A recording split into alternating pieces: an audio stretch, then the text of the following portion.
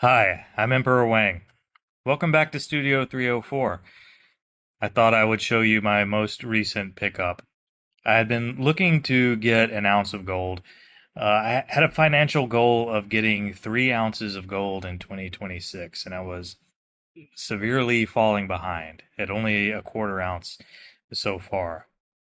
So I figured I would try to get a whole ounce, and I got this here Liberty Head Double Eagle. Not quite a whole. It's still technically fractional at 0.9675 ounces, but I got a pretty good cash deal on it. And also, I don't have one of these, so it was kind of a dream come true to get one, and pretty happy with the purchase. So let's take a look.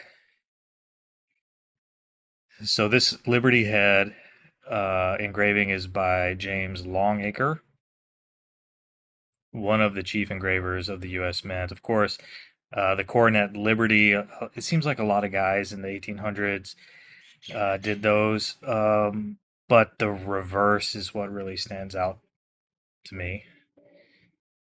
So this I find particularly beautiful. Little glare. Let me see if I can adjust the lighting a little bit so there's less glare. Yeah, there we go. So you'll notice right above the eagle's head there is "In God We Trust." So that first appeared in American currency on coins around 1864, I believe, and was on coins sporadically for the next almost century. It did not appear on paper currency until the 50s. So this is in 1904. So we see a relatively early incarnation of the "In God We Trust" on American currency.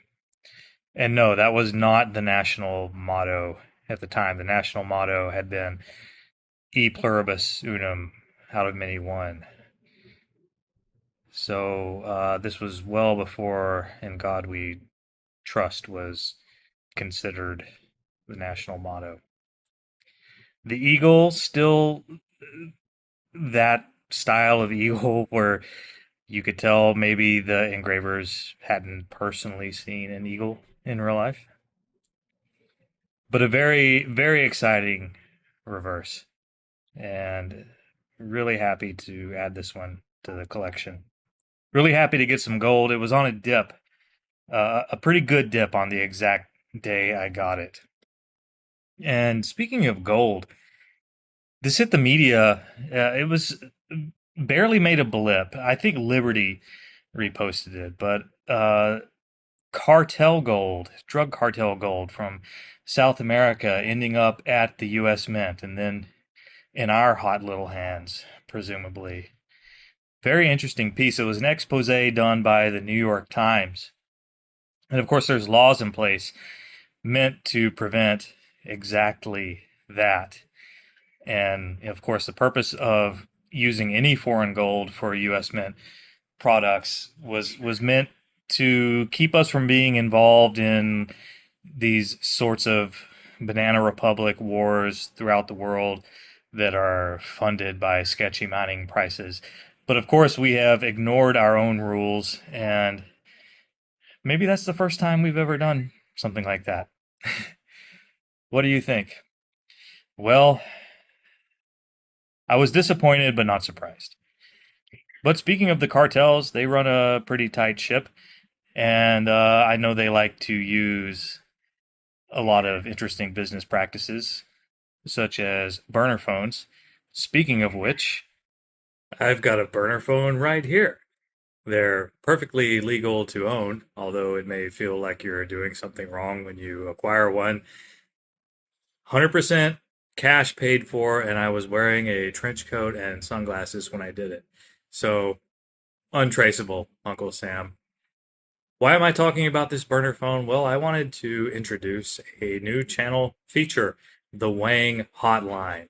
Yes, you can call me on this here untraceable burner phone line if you want to at 808 330 0690.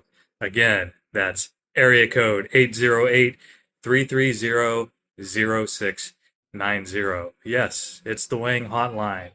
Call, and Studio 304 representatives are standing by to assist you. Why would you call? You can talk about precious metals. You can talk about your day. Ask for relationship advice. Ask for career advice. Do not ask for financial advice. Or just talk about your feelings.